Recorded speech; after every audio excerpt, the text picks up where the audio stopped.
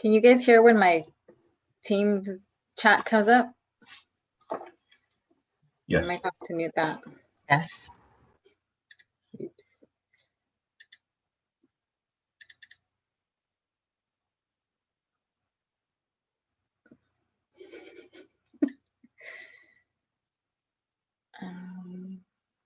Does anybody know how to mute that?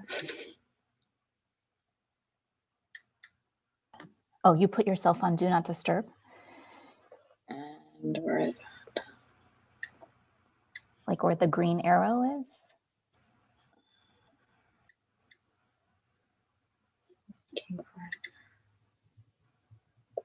And then you will still get the chat on your phone, but you won't get it on your computer anymore.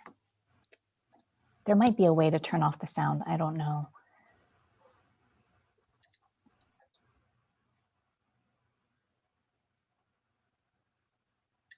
I don't know how to do that.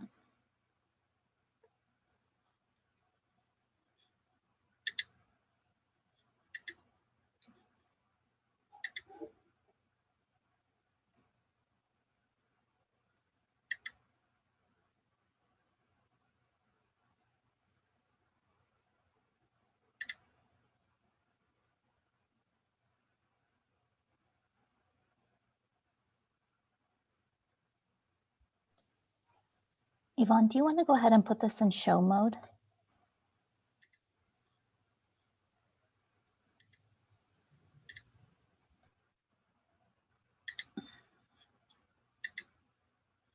There.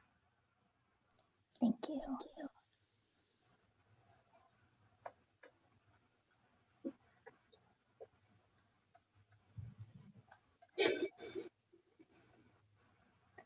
I'm going to start the Zoom webinar.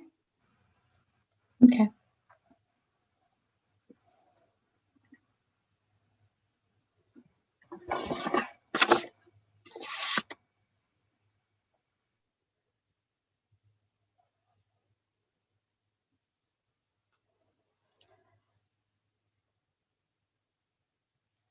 Hi, welcome everyone. Thank you so much today for joining us on our tour of the Regional Recycled Water Advanced Purification Center. While we're waiting for others to join, I'm going to go ahead and launch a poll. And this poll just lets us know what your background is. If you're familiar with the advanced purification process, if you've taken other virtual tours like this before, or if this is new to you, or somewhere in between. So let's see, the poll closed. Let's see, let's do it again.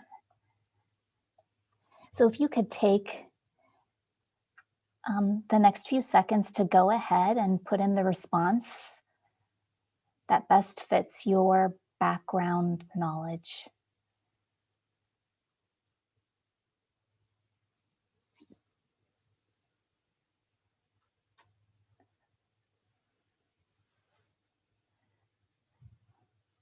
Okay, if we can take if you haven't voted yet, if you can just take the next 10 seconds or so to go ahead and put in your answer, and then we'll go ahead and close the poll.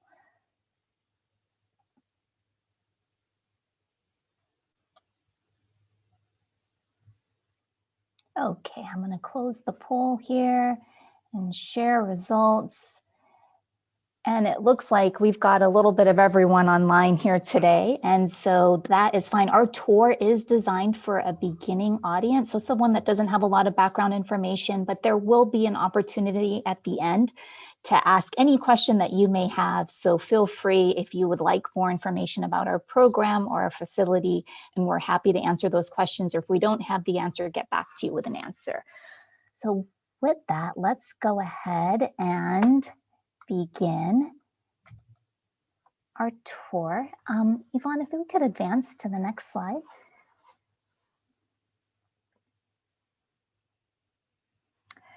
So welcome everyone. You could be anywhere this Thursday afternoon, and we're really excited that you're here with us. My name is Rupam Soni. I work at the Metropolitan Water District of Southern California in our External Affairs group, and I'm going to be one of your tour guides today. I'm here with my colleague, Yvonne Gonzalez, and you'll hear from Yvonne in just a few minutes as well. And then we've got a few of us on the back end here making sure that our webinar is running smoothly. So if you have any technical issues, you can go ahead and enter them into the chat and we'll be able to help you out. And if we go to the next slide, it gives some of our other guidelines too. This is a Zoom webinar platform, so you are currently muted. If you like to ask your questions out loud, there will be an opportunity at the end to go ahead and ask those, raise your hand, and we will unmute you and have you ask those questions. We love to hear live voices, so we welcome those questions. And you are also welcome to type in questions anytime using the Q&A tab as well as the chat tab. One other thing I wanted to mention today, we are live streaming this tour on YouTube. And so you see that link up on the left-hand side of your screen, or it's on my left-hand side, perhaps it's somewhere else on your screen. So just wanted to make you aware of that also. And I think, Yvonne, take it away. Thanks, Rupam. So here we have an outline of what we're going to cover today. We're going to start with an overview of Metropolitan Water District and the Regional Recycled Water Program, which are more of a presentation format. Then we're going to go virtually to tour the Regional Recycled Advanced Purification Center in the form of slides, photos, and videos. And then finally, we're going to wrap it up for questions and comments. So here we have the Metropolitan Water District of Southern California. It is the nation's largest water wholesaler. We provide water to the area covered in the map. As you can see, it covers San Diego up to Ventura and as far east as Riverside. In total, we cover 6 counties. And within our service area, we have approximately 19 million people. For reference, that's about the same population as the state of New York. And within our region, we cover 5,200 square miles, and we provide water to our 26 member agencies, which you can also see on the map. Our region has $1 trillion economy, making it the 13th largest economy of the world. And let's look at our water supply here in Southern California. Metropolitan was formed back in 1928 to bring water from the Colorado River because of our rapidly growing region. In the 1930s, during the height of the Depression, through mountains and deserts, we constructed the 242 miles of what is now known as the Colorado River Aqueduct to bring water here to Southern California. And to this day, it is considered an engineering marvel. Then after World War II, the region grew even more and we needed an additional water supply. So Metropolitan invested in the State Water Project, which brings water from Northern California to Southern California via the California Aqueduct. Today, as our region continues to grow, we've invested in conservation and local supplies. And you've probably, or you may have participated in our conservation programs. We offer rebates for water saving devices or for changing your landscape to drought tolerant to native plants. We've also invested in local water supply projects using water sources that are available here in Southern California, like groundwater, recycled water, seawater, and generally what we've done is invested in those projects through our member agencies. But for the first time, Metropolitan is investing in its own project. We're partnering with the sanitation districts of Los Angeles County, and our project is called the Regional Recycled Water Program. And here is a short video of the program.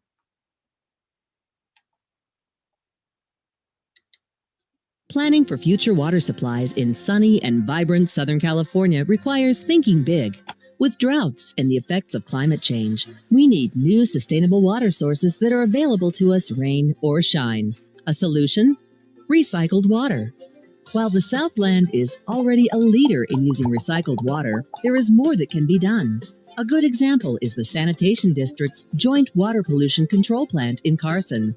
Here, water from homes, businesses, and industry is cleaned and released to the ocean.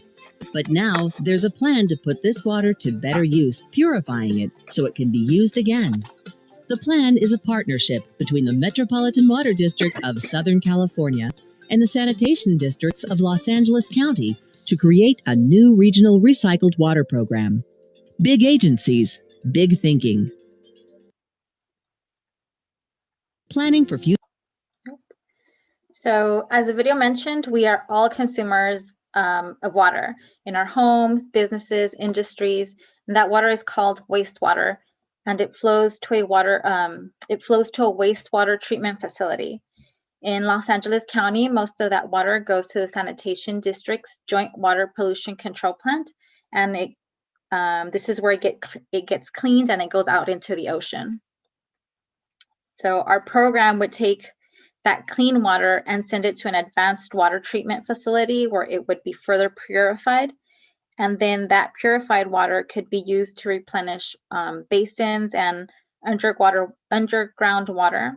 It could also provide water to industries and can be used as a new source of water into Metropolitan's water treatment plants to go out through Metropolitan's water delivery system.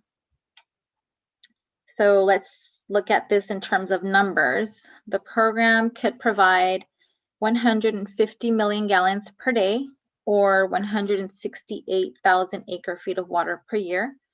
And if you're wondering what an acre foot is, it's just that. It's an acre in area about the size of a football field and 1 foot high, which equals to about 326,000 gallons of water. That's enough water for 3 homes for 1 year. So 168,000 acre feet is enough water for 500,000 homes. It would be the largest program of its kind in the world. So our program is called the Regional Recycled Water Program because it really is regional. In the map, you can see what the program would cover. The advanced water treatment facility that we would construct would be right next to the sanitation districts, which is located in Carson. The purified water from the plant would go out to 4 groundwater basins in Los Angeles, Orange County. So that would be the West Coast Basin, Central Basin, Orange County Basin, and the main San Gabriel Basin, which is about 37 miles from the advanced water treatment facility. So water can also be provided to industries which are located in the harbor area very close to the facility. And as regulations are developed, we can send this water to 2 of Metropolitan's water treatment plants to go through the water treatment system and go out to delivery. And these 2 treatment plants are the Weymouth treatment plant in Laverne and the Deemer water treatment plant located in Yorba Linda. And from there, water can go out to many of our member agencies through our regional water delivery system. So in the map, you may have noticed a few spreading ground sites. If you're wondering what a spreading ground is, this is an image. It's a large open area where we can send this purified water. The soil conditions at these spreading grounds make it easy for the water to soak into the ground and become part of the groundwater basin. And this is a short bird's eye view of what the facility could ultimately look like. And again, it would be the largest of its kind in the world.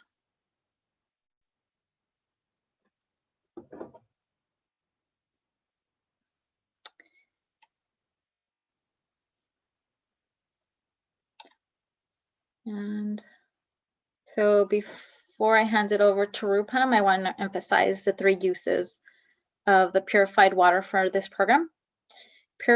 Purified water can help replenish groundwater basins in Los Angeles and Orange counties.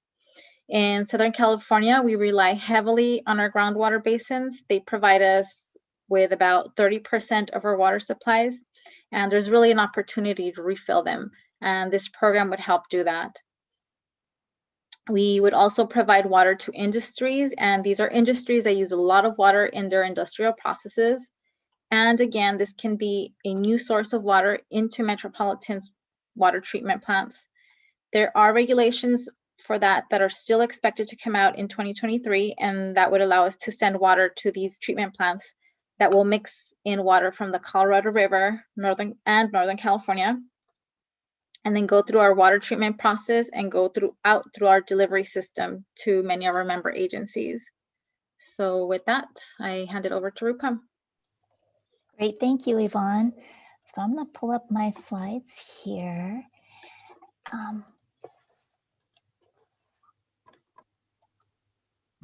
All right, so Yvonne gave a great overview of our regional recycled water program, and it is very much in its planning phases. But we are up and running our demonstration facility for the program. And this is the Regional Recycled Water Advanced Purification Center. It's a 500,000 gallon per day demonstration facility. I'm actually on site today. I'm in our learning center. You can see here, we put it on site a couple years ago when we first constructed this facility. And this is where we welcome visitors to the site. So they get an overview presentation about our program, similar to what Yvonne gave to you. And then we walk through the facility. So what we're going to do today is, through the comfort of this learning center, I'm going to guide you through the facility with pictures and videos. I have various equipment samples. You see one behind me. I have additional samples. I have water samples. And so we're going to do as much as we can through the camera and through the slide deck. So with that, I'm going to start with a short video that explains the facility and our purification process. Welcome to the Regional Recycled Water Advanced Purification Center, a demonstration facility that could become one of the largest advanced water treatment plants to recycle water in the world.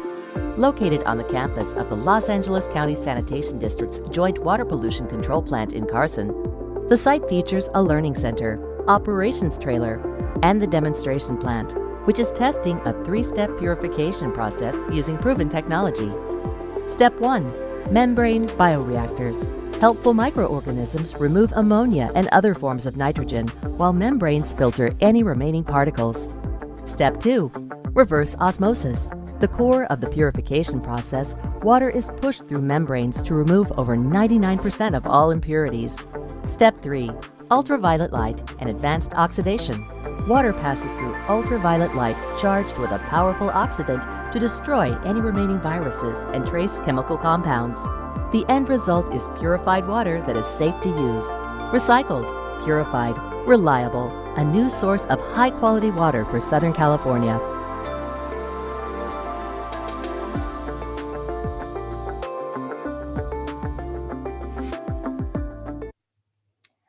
Okay, so as the video mentioned, the Regional Recycled Water Advanced Purification Center, it's a demonstration facility. We're testing an innovative purification process here. And we'll talk in a couple of slides about what makes the process innovative.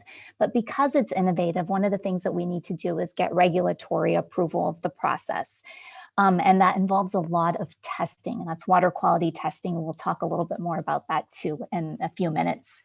And the other great thing about this demonstration facility is what we have here are full-scale units. And we're really able to gather a lot of data from these full-scale units. So we're able to determine what kind of operational parameters and design criteria we would need for a full-scale facility.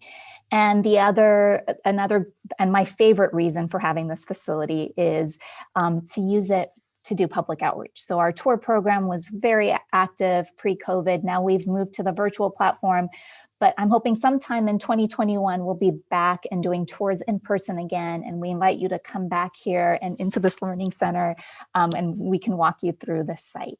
So that's one of the other reasons this facility is here.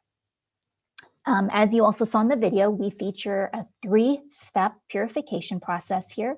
Our first step is membrane bioreactors. Our second step is reverse osmosis. And our third step is ultraviolet disinfection and advanced oxidation. And what we're going to do is go through each step in the purification process and talk about how it works and the different constituents that it removes to produce highly purified water. And we are going to be following the flow of the water through the facility. And so our source water, what we're starting with, is cleaned wastewater from the San District's Joint Water Pollution Control Plant. And so this is what the water looks like when it comes to us. So the used water from homes and businesses has gone through an extensive cleaning process. So the water is already cleaned up, but there is definitely an opportunity to purify it even more so we can reuse it. And so the sanitation districts have constructed a pipeline that brings the water over to our demonstration site. So let's see. There we go. And you can see that it extends here. And our first stop is going to be at the membrane bioreactors. So let's take a look at those and see how they work. So the membrane bioreactors are kind of like two processes in one. We first have these biological process tanks. And the pictures on the bottom show the inside of the tank. If you look at the water in there, in those tanks, you can see that the color is much darker than the water that we started with. And that's because there's microorganisms in the water and they are adding that color to it. And these microorganisms are actually helping us clean the water. So what they do is they feed on any organic matter that's remaining in the water. They also feed on nitrogen compounds such as ammonia, which you find quite a bit of in wastewater, and they feed on that material also. So it's like a food source for them. They're aerobic microorganisms. What that means is they need oxygen to survive. And so if you look in the pictures of the tanks, you see these bubbles. That is air that we're bubbling through to give the microorganisms the right conditions so they can go ahead and remove that organic matter and the ammonia. And once they've done that, then that water is ready for the next step in the membrane bioreactors, which are the membranes. And so you can see the membranes here. I also have a membrane sample right behind me. It's kind of hard to see what exactly these membranes look like here behind me, but I have this video too. I'm going to play right here up on top, which shows our staff taking out the membranes. This was taken a few weeks ago, and they had to lift them out to clean them up and get them back in. And so you can see what that looks like here. And I also have a sample of the membranes right in front of me here. So these membranes are called hollow fiber membranes. They're straw-like, and this is going to be really hard for you to see. It's like really hard for me to see too, but there's a little hole right in the middle of these membrane fibers. That's what makes them straw-like. There's also very, very tiny holes all along the outside, which you can't see. You can only see them under a microscope. They're 0.04 micrometers in diameter, and a micrometer is 1/1000th of a millimeter. So just gives you an idea of how small they are. And what happens to all that water that was in the biological process tanks is it's sent into these membrane tanks. And what happens is the water goes into the center of these membrane fibers through the holes on the outside. Any particles that are in the water get caught on the outside of the membranes, and so only clean water makes its way through. And that's the way we remove the particles and the microorganisms from the water in these membrane bioreactors. Oops, let's go over here. So now membrane bioreactors is what makes the purification process innovative. Membrane bioreactors have been around for a while, been around since like the 1980s or so. They're commonly used in wastewater treatment plants. But we had done some pilot studies with the sanitation districts when we first started working with them, about almost 11 years ago, looking at using membrane bioreactors in our purification process instead of in the wastewater treatment process. And those pilot studies showed really promising results. And so we thought what we would do is use them here at our demonstration facility to purify the water. Work like this has been done before too. It's been done in Australia. Singapore's done some work on using membrane bioreactors, and all of them again showed promising results. But because this process is not used or hasn't been approved in the state of California yet, we do have to do extensive testing to get regulatory approval for it. So we started that testing process a few months ago. It will continue for almost another year.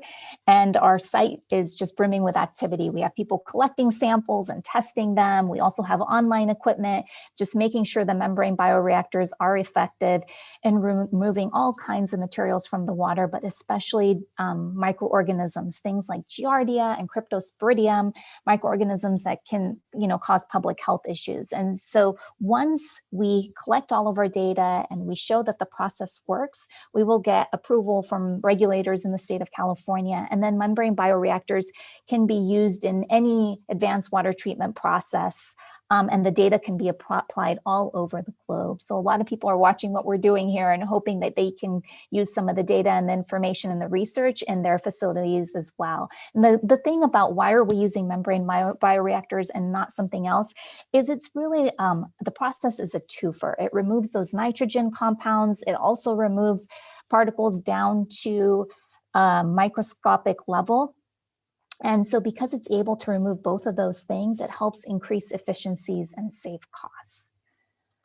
So a quick summary of these membrane bioreactors. Again, they're really effective at removing ammonia and other forms of nitrogen. They remove microorganisms and then particles down to that microscopic level, down to 1/100th of a grain of sand. This is the longest process in our purification process. It takes about 2 to 3 hours. Most of that time is in the biological process tanks. Those take a while. And that's just because the microorganisms need some time to be able to do their work and remove that organic matter and those nitrogen compounds. The membranes, what's really interesting about these membranes is we have to clean them very often. Every 15 minutes, we have to clean them because particles collect on them very quickly as we're sending water through. And so the process of cleaning them is called relaxation. What we do is instead of sending water through the fibers, we send air through these membrane fibers. And what it does is it forces all the particles that have collected on the fibers to fall off. And then once a week, we do a more thorough cleaning process, something called backwash, where we do a chemical clean and make sure that the membranes are ready to go again. Now, these membrane fibers are supposed to last 10 years, but in our testing process, we in fact have just cut these membrane fibers, so they will not last 10 years. We cut them a couple weeks ago, and that's part of our testing process. We want to kind of mess up our membrane bioreactor system and show what happens to the resulting water quality, and that just helps the state approve the process for regulatory approval. Okay, so and this is what the water looks like after a membrane bioreactor. So it's gotten a little bit cleaner, and you will see after the next step, it will get even cleaner. So the water leaves the membrane bioreactors, and it continues on to our next step in the purification process, reverse osmosis. And reverse osmosis is considered the workhorse of the purification process. It's able to remove over 99% of the materials in the water. And this is the way it works. So if you see those long cylindrical tubes there, those cylindrical tubes have 7 membrane elements in them. And this is about half a membrane element. So you get a sense of what one of these cut open looks like. And I don't know if you can see this, but this membrane element has many, many different layers going through. And what we do is we apply a really high pressure on the water, and it forces the water molecules to go through all these different layers into the center tube. And then any contaminants that might be in the water would get stuck in between these layers. And the water that gets stuck in these layers, that is called concentrate. We take that out, we remove it. That's a waste product currently that flows back into the sanitation district's joint water pollution control plant. The water that makes it through, that's called permeate. We take the permeate water and we send it through the reverse osmosis process again to get highly purified water. And this is in fact what a water sample looks like after the reverse osmosis process. So I'm going to show you the before and after, so you can see the comparison. So this is the before, this is after reverse osmosis. And then let's talk a little bit about what are the different contaminants that reverse osmosis is able to remove. Reverse osmosis is really great at removing salt. And actually, that's where it got its start. It got its start in the desalination industry back in the 1950s. And they still use it in the desalination industry today. They remove salt from seawater and then use that water as drinking water. Reverse osmosis is also really effective at removing microorganisms and nitrogen compounds. So these are things that we also saw that the membrane bioreactors were effective at removing. There's a lot of redundancy within the purification process, and that just makes sure if one step in the purification process doesn't catch a certain contaminant, then the next step will catch it. It's also very effective at removing viruses, super important in our COVID-19 world, organic matter, pharmaceuticals, PFAS chemicals, which you may have heard a lot about in the news these days. It's what you find in nonstick pans. And then particles and compounds down to the molecular level. So we talked about the membranes removing things to the microscopic level. And here now we take a step beyond and move it down to the molecular level. We mentioned how this is a very high pressure system. So we're applying a really high pressure to force these water molecules through these different layers. And that pressure is about 180 pounds per square inch. It's the equivalent of carrying an elephant in the palm of your hand. So if you can imagine what that would feel like, really high pressure. And then we mentioned how we clean the membranes in the membrane bioreactors every 15 minutes. These membranes we clean every 6 months. So this water is already so clean coming into the system, we don't have to clean the membranes very often. Now, after the reverse osmosis process, the water is ready for the third and final step, which is ultraviolet disinfection and advanced oxidation. There we go. So let's take a look and see what this unit looks like. You can see our ultraviolet light advanced oxidation unit on the left here, and I have a sample of it so you can take a look and see what it looks like. So my sample here only has one light bulb going through, one UV bulb. Our unit that's here on site has 8 of them, and the way ultraviolet light and advanced oxidation works is like this. UV light is a great disinfectant. And so if it's proven disinfectant, and so it gets rid of any remaining viruses or bacteria, anything that might be left in the water after the membrane bioreactors, after the reverse osmosis process, catches those. When you mix UV light with a powerful oxidant, so like sodium hypochlorite, what you find in bleach, or hydrogen peroxide, what happens is you form these powerful radical molecules, and these molecules go around and they destroy any bonds. So if you have any chemical compounds left in the water, this process destroys them. And what you end up with at the end of the process is really highly purified water that's near distilled in quality. And this is what our end product water looks like.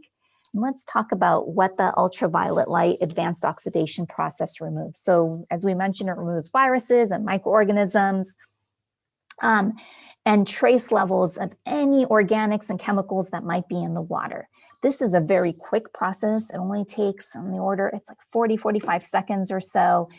The wavelength of the light that we use, of the UV light that we use, it's UVC light. The wavelength is 254 nanometers. That's more powerful than any UV light that you see from the sun on Earth today. So even that day when you get the worst sunburn at the beach, this UV light is much more powerful than that. And UV light is proven, it's used in many other places. It's used in hospitals to sanitize facilities, medical facilities. It's used in food manufacturing. Now they're even selling UV light boxes that will sanitize your phone. So it's very popular and proven and works in water as well.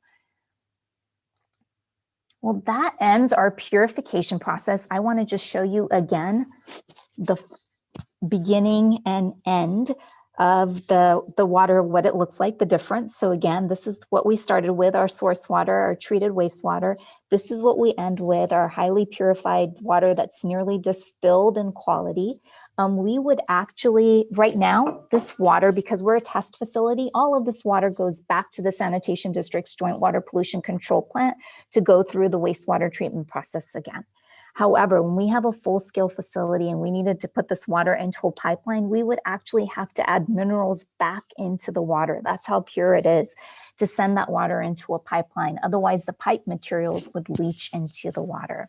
Now, to make sure this process works, I mentioned that we're doing a lot of water quality testing to get regulatory approval for the process. And you can see members of our team here collecting samples. So we collect samples, we have online instruments that let us know about the water quality on site instantaneously. And again, we're ensuring that this water meets all water quality criteria and can be reused. We are implementing a testing and monitoring plan. So you can see a picture of that plan here on the left. And those are all the different, it lists all the different things we're doing during this testing period to get regulatory approval.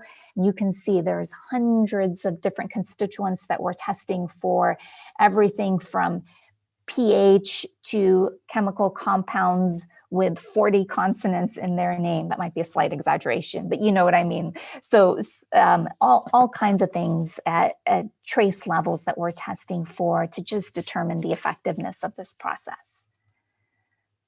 And then our goal is to have purified water that, as Yvonne mentioned, we can use to replenish our groundwater basins, to provide to industries, and then as regulations allow for it, to send to our water treatment plants, to go through our water treatment process and be a new source of water here in Southern California.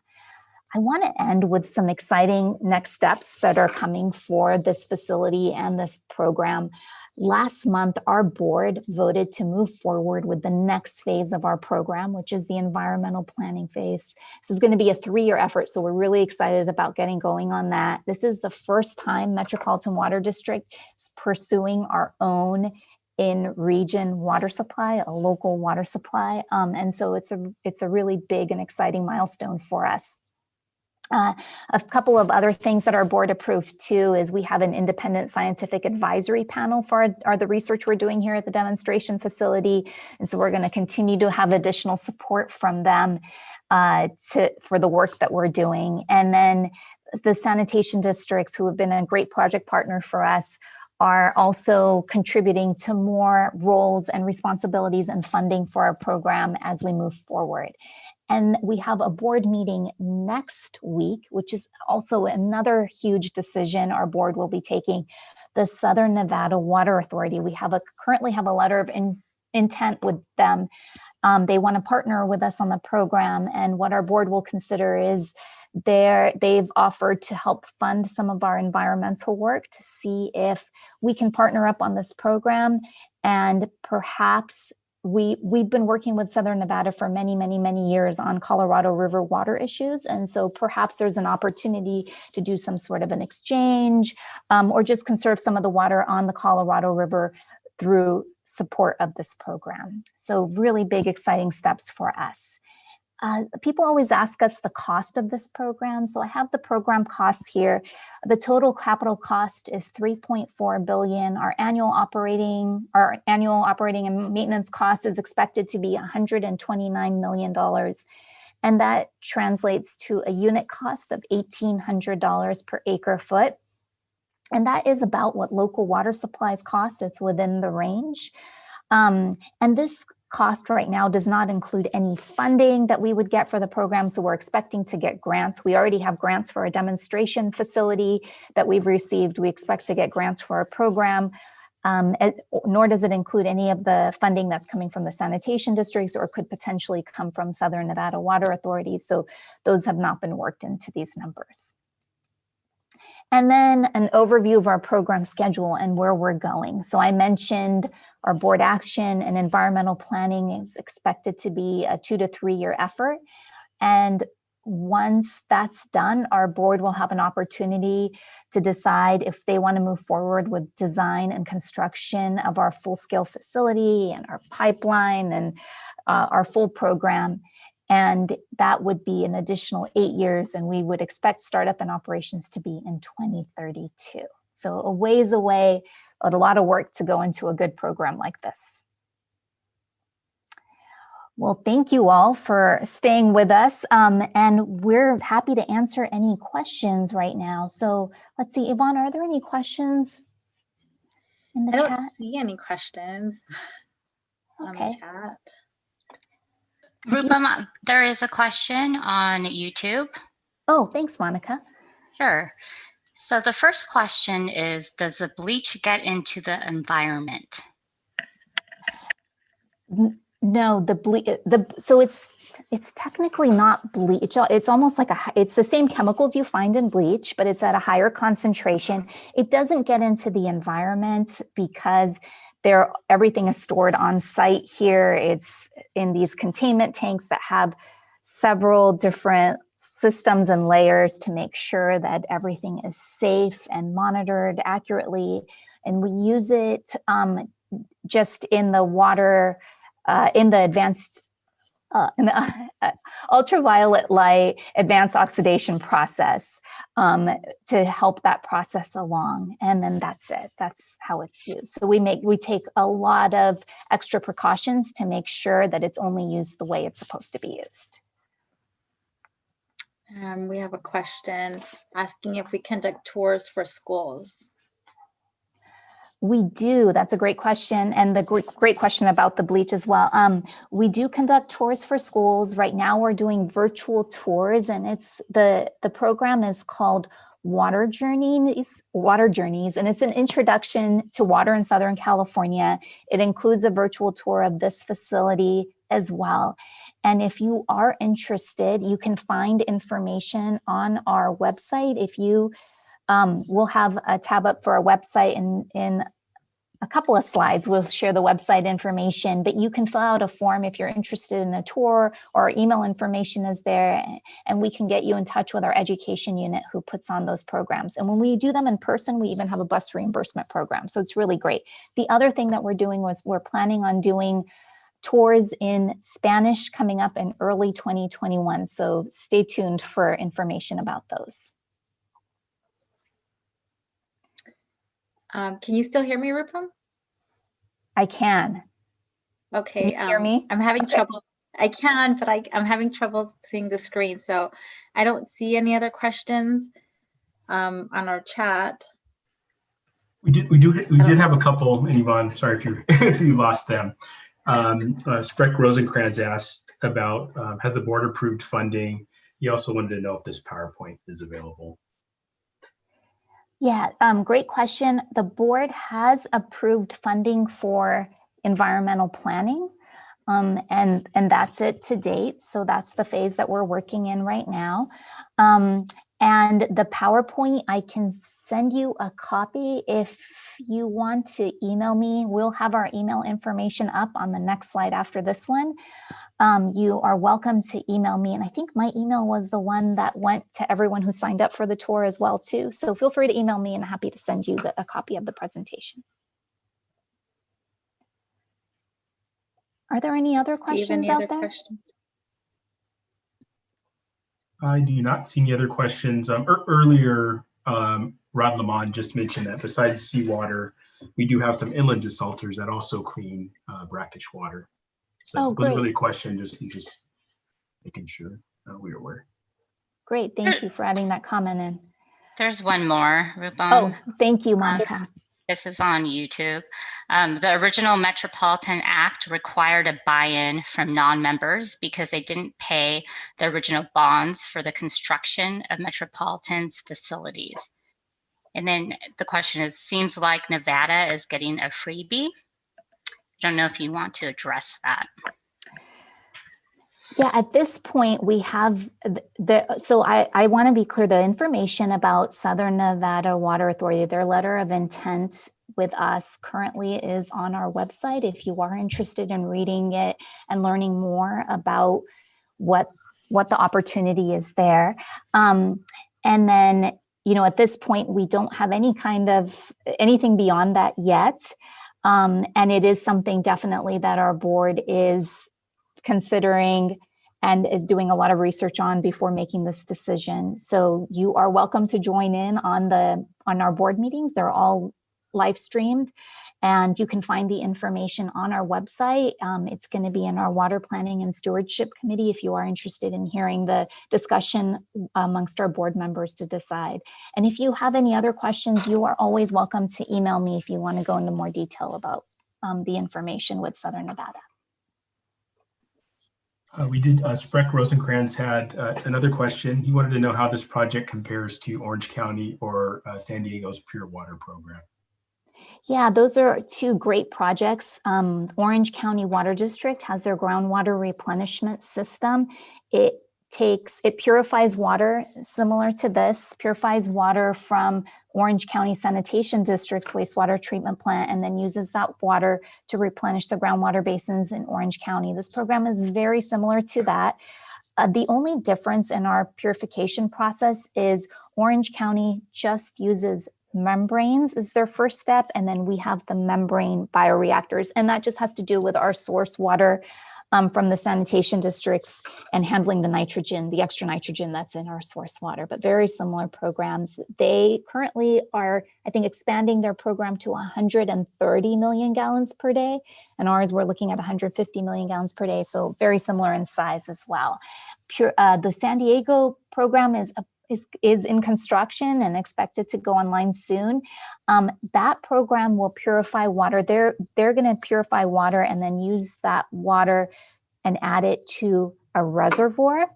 And so a little bit different in that it's not replenishing groundwater basins, but very similar in concept, where that water would then eventually be used for drinking, just as this water would too. Once it goes in their groundwater basin, gets pumped up, goes through a water treatment plant process, and gets used for drinking again.